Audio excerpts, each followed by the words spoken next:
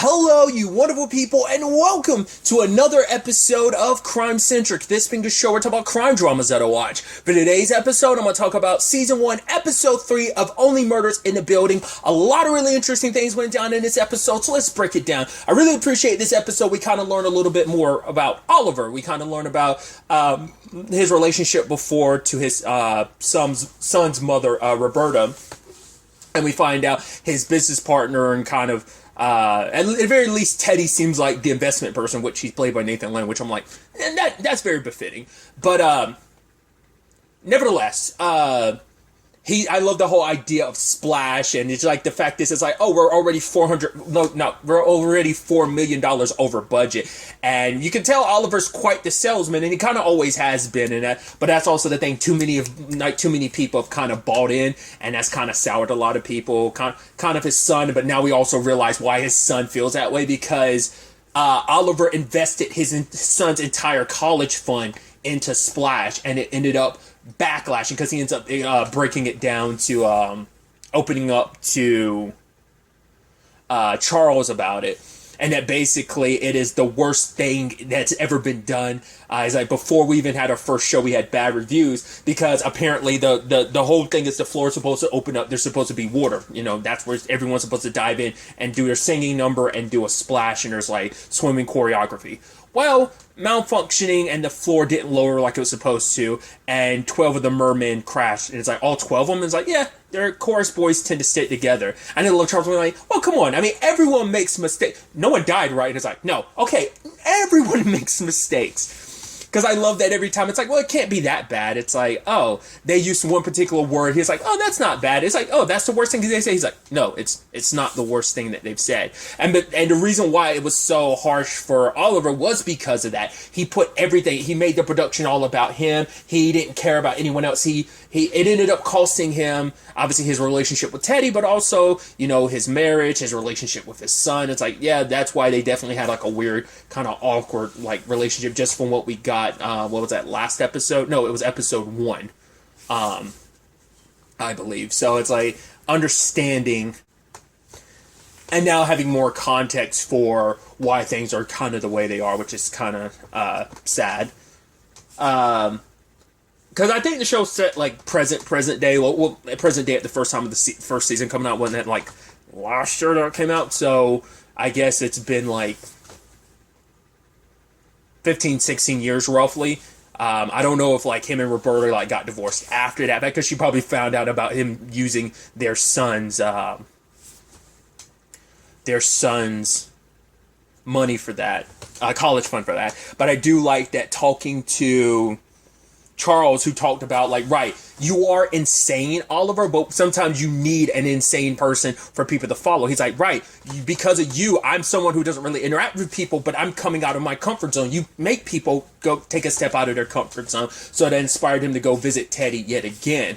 I'm wondering, is there going to be something up with Teddy's son, Theo? The fact is we got introduced to him. Part of me was like, all right, maybe there's more going on with that. Maybe not. The fact is they, you know, went through the trouble of introducing Teddy and everything. It makes you go like, maybe there's a little more to that, and, you know, his son and everything. So we'll see. I think they might end up being major players in this investigation. Not less, just because like it just seemed interesting that they went through the trouble introducing Theo. And obviously they live in a building too. And I think the fact is that I think they live in the same building, the Arconia, but I could be mistaken. But at the very least, it kind of throws in a new suspect. If they live in the same building, like I said, I'd assume that they would. I'd say this is the major set piece of the show. It's actually kind of interesting because I feel like 90% of this show, and I think that's going to be an interesting thing, and like I think almost like a theater piece where it's like a literal like Broadway show or a theater piece where you like kind of typically stay with one maybe backdrop or setting particular, like because like, you know, I think that's an interesting thing when a stage show was able to do that. Just like be like, no, we're just in this one location and the entire story kind of revolves around. I think they're kind of applying that to this show. Obviously, we've seen like outside and stuff like that, sure, but it's always because I guess the Arconia itself is a character, so I think it's kind of like particularly. I think the show's kind of written and designed around that. But you know, this is only episode 3, so that could change going forward. But I did like that it's like, what was it that Oliver was saying, he was like, right, it was youthful arrogance on my part. And Teddy's like, you were 58 when you came up with the idea of Splash. He's like, once again, you were nearly 60, so don't twist it like you were just some young startup and so on and so forth. It's even sadder, too, because learning the story about him and Roberta, that Oliver was someone that reached for the stars. It's like, yeah, I was 28, I hadn't really, like, I was working on my first, like, off-Broadway show. He's like, off Broadway. And he met Roberta, and he's like, oh, I'm going to live in the Arconia. I'm going to marry you. I'm going to run, like, every Broadway production is basically going to have my name on it or something like that. So, and it ended up making it all come true because he is someone that swings for the fences. It just, sadly, it blew up in his face with the whole Splash situation. I also love that Teddy's like, yeah, you made me pull out on so many projects, like Les Mis. It's like, yeah, all this fight over one piece of bread. And Hamilton, he's like, come on, they pick the one non-dazzling president. Come on. So... But that's always the thing. Like, that's always just, really quickly, I always find that interesting when you hear, like, so many actors kind of talk about that very thing of, like, yeah, they turned down so many projects. And it's like, when you find out, like, who was slated to be in a certain role and they decided to turn it down and ended up being this major thing. It's always that, hindsight is always 20/20 of, like, I should have done that, But it is what it is. You can't change the past type of thing. So it kind of leaned into that. I also love that they had the whole Sting situation. I love that. It's like, I didn't know he was going to, like, float. I guess they went through the trouble of having Sting because I thought it was like, because I couldn't tell if that was, like, really, like, Charles having a photo with him or was that Photoshop. And, like, I love his way of getting pictures with everyone. It's like taking a selfie to not be conspicuous. But then when he was in the elevator with Oliver, I was like, are we actually getting more of that? I was like, more Sting. I was like, that's interesting. Really quickly, because I don't think I brought this up during Snowpiercer. I want to say before season 3 came out, I did not realize that the actress who plays Bess Till is his daughter. I was like, I found out. I was like, that's always so fascinating because you never realize, like, who's related to who, and you find out, you're like, that's your kid or that's your parents? Holy crap, that's so fascinating. Like I said, I don't think I brought it up at all in season 3, but I just stumbled. I think I was writing my nerd mode for it, and I was looking up a picture of Bess, and I think that information came to my attention. I was like, that's so... I just randomly stumbled across that. I was like, that's fascinating. Either way, I just thought that was interesting, and I love Oliver's conversation with them. And it's like, yeah, we're doing this murder podcast, so did you know Tim? He's like, why? Are you saying that I murdered him? He's like, no. I'm just having a passing conversation. He's like, get your dog away from me. I don't like dogs. I was like, do you have a dog? He's like, yes, but I don't like him either. I was like, I just love the awkwardness of it. He was just... Sting gave no fucks. But I also, production-wise, I really love... when they're trying to, like, line up all their suspects and stuff like that, that it's ironic, and I think that's kind of the point they were foreshadowing that Charles was like, no, I don't think he's a suspect. I just always wanted a picture with Sting, and I'll get him to sign this later. And it's like, well, later on, Oliver makes him a murder suspect because later on he finds a note on his door saying, like, stop the podcast, end it at once, which is interesting because yeah, they're doing the podcast, but it's such a small thing that they've only got 4 listeners currently, which we'll kind of get into that a little bit later on. But, they just started the podcast. No one's listened to it yet. It's not like it's a big sensation, but it's like, yeah, I guess someone's worried because it has to be someone who doesn't really understand all of this. That's why that's why Theo's kind of a leading suspect for me, because it's like, well, he knows his father's backing the podcast, and it's like, well, his dad, I mean, not unless it ends up being a thing where it's actually because I was about to say, it's like, not unless it was his son trying to get back at his dad, but, well, him and his dad already have a rocky relationship. There's no way Oliver would, like, Oliver's son would go to this point, because it's like, yeah, the relationship's already kind of trash. It's not like him having a podcast is going to, like, worsen that relationship anymore. So that's why I'm like, I don't know. We'll see. Like, you'd assume it has to be the murder suspect, or maybe someone else in the building has their reasons for not wanting Oliver to finish with the podcast and stuff. But going to the point of poisoning Winnie, his dog, that was, like, heartbreaking. And hearing Winnie, like, wheezing and stuff like that, you're like, oh, come on, stop. But that kind of puts Sting at the top of his list, because Sting doesn't like dogs. But I think that's so interesting, because obviously it's not going to be Sting. Not just because it's a Sting, but it's also because it's, like, the nature of the show. It's like, obviously he's a red herring. But I really love, because I think that's going to play into the trope of, like, you know, that joke about like procedurals and like police murder mystery dramas. It's like, oh, whoever the special guest star is, like whoever the biggest name actor is, they're most likely the suspect in the episode. And you see that time and time again. It doesn't always happen like this, but a lot of times it does. Like even with some like special Law and Order Special Victims Unit, I'm sure the other Law and Orders did it, but I know like it's happened time and time again when you look back on stuff and you're like, oh, that's a pretty big named actor, and they're the bad guy in the episode. But then you're kind of like, because it also depends on where they were in their career at that time. It's like, well, some actors might have been already big, but then like, because I think like jumping, like I know Robin Williams was in one and he was kind of a bad guy, so it was like his was a little weird, but obviously like that was like post like Full House, so like Bob Saget was already like a household name, and obviously like the Robin Williams one was like the mid 2000s. That episode in particular, regardless, you give the example. It's like it is so kind of sad I picked two comedians that are gone too as that example, but you get what I'm trying to go for there. But it reminds me of the Family Guy bit that will always stick in my head, where it's like you're watching like Peter or somebody's watching a show, and then all of us it's kind of that same ilk, and then it says in big letters special guest star Jimmy Smith, and you're like, yeah, he's most likely the suspect. No, I think it's like I think the people in the TV show are looking down and see the credits. They're like, hey, okay, I see how that is. So it was something like that, and that's always kind of stuck with me with that that thought process.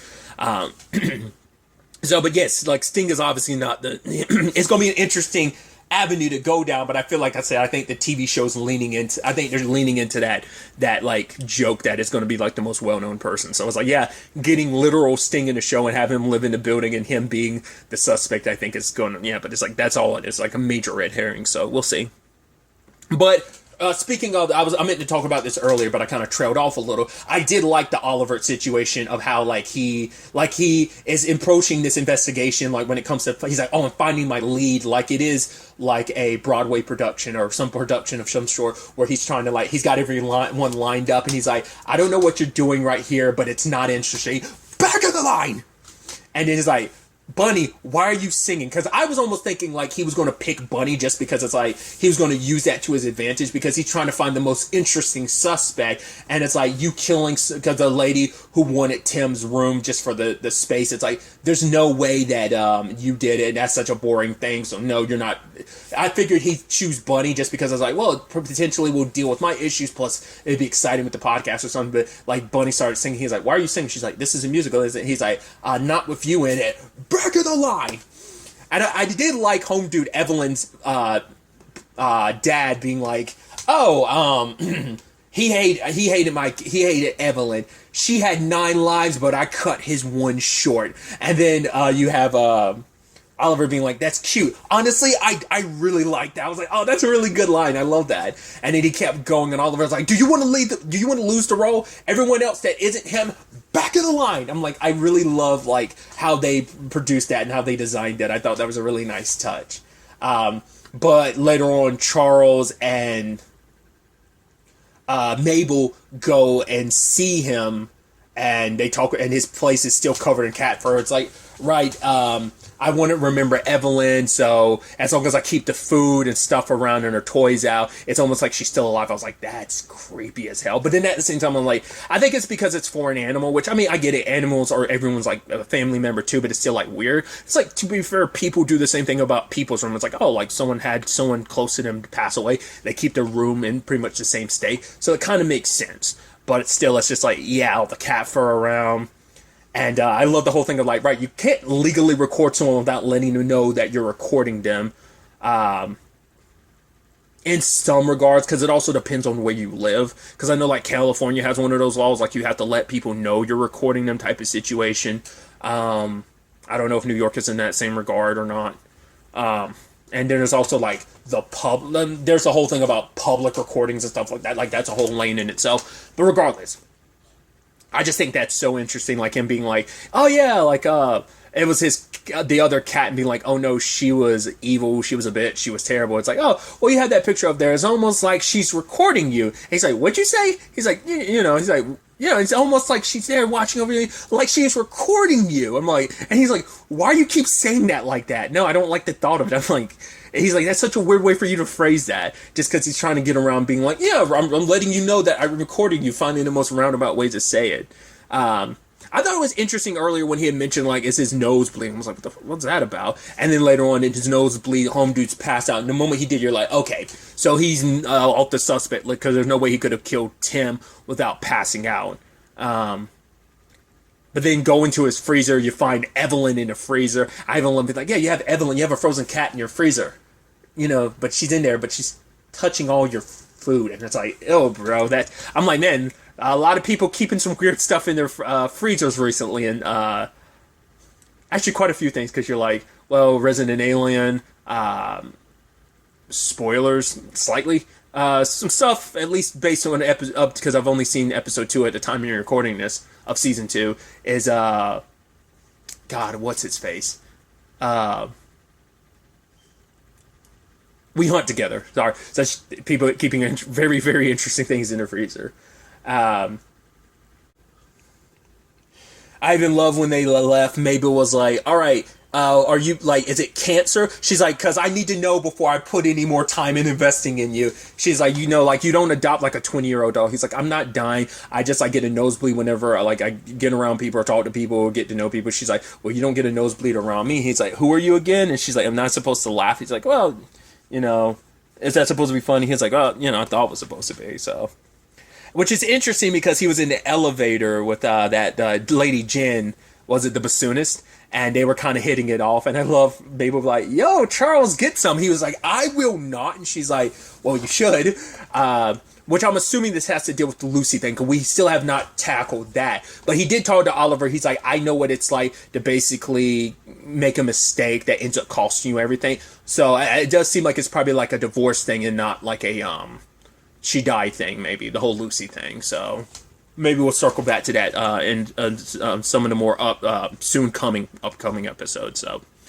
But we also saw that Mabel did visit Oscar's dad, and it's like, oh, have you seen him? It's like, oh, no, my son, he just needs a fresh start. Don't come back around here again. So I guess it's not just Tim. Once again, they all live in the same building, so that probably would have been even more just complications. I should also correct myself because I just thought about it really quickly. I thought it was like a white hoodie. Apparently it was a tie. I guess because of the red lights and stuff, it looked more just white to me, but I guess it was actually a tie-dye hoodie that the person that Charles saw going upstairs when the alarm went off. But regardless, it makes you go and like, oh, circling back. What did Mabel do? Like maybe she feels like Oliver, no, I guess maybe in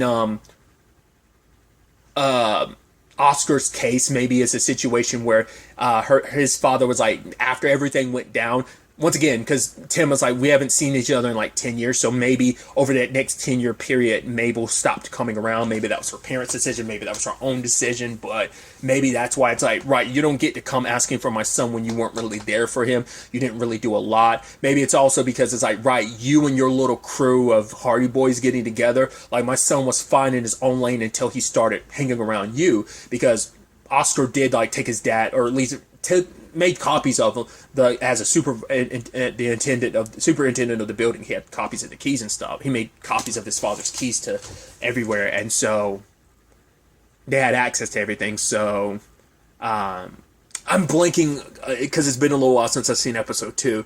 But the person he was accused of killing Oscar's girlfriend, she was kind of like the bad influence of the crew, but maybe Oscar's dad blames Mabel and Tim as well. So 2 people in that crew are dead, and Mabel's trying to make up for the past. Maybe, I don't know. We have no idea. Like, maybe she hasn't really seen Oscar in all that time, and who knows how he's going to react upon seeing her. We see how his dad reacts, but, you know, it's like, right, his dad's doing what's best for him, because it's like, right, my son got into all this trouble because he was mixed up with you. I don't want him going down that lane anymore. So we'll ultimately have to wait and see where things kind of go from here, but I thought that was so fascinating, kind of continuing on that front. I didn't talk about it, but I brought it up earlier, but I'll circle back to it now. It's the podcast. Oliver kind of rushing to put the podcast up, and I'm like, what did you conclude? What did you cut?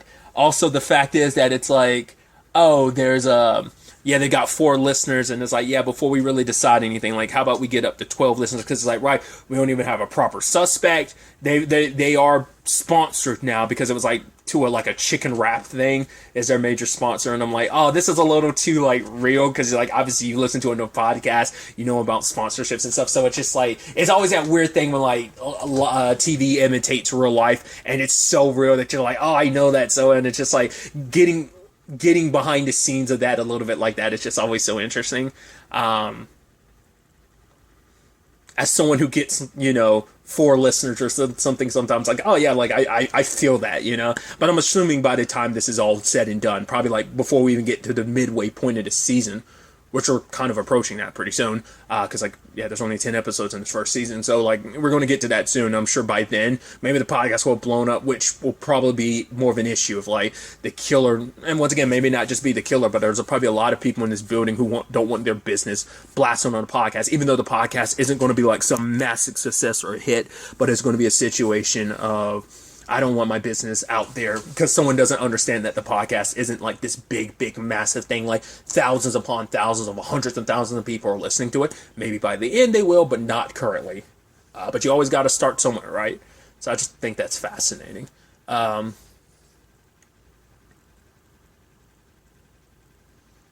Because also, like, you also have to think about it, too. It's like, well, we haven't even worked out a release schedule. Are we going to be a bi-weekly podcast, a weekly podcast? Some podcasts drop multiple times a week. So, like, which one are you going to be? So that's going to be an interesting thing. Maybe they'll kind of fine-tune some of those details, even though those are details that should have come out first and foremost, but still. So it's definitely going to be interesting to see where all of this ends up taking us going forward into the next episode. But really, that's all I want to talk about. Till the next time we meet, be happy, be safe, live life to the fullest, and enjoy it. Good day, and goodbye.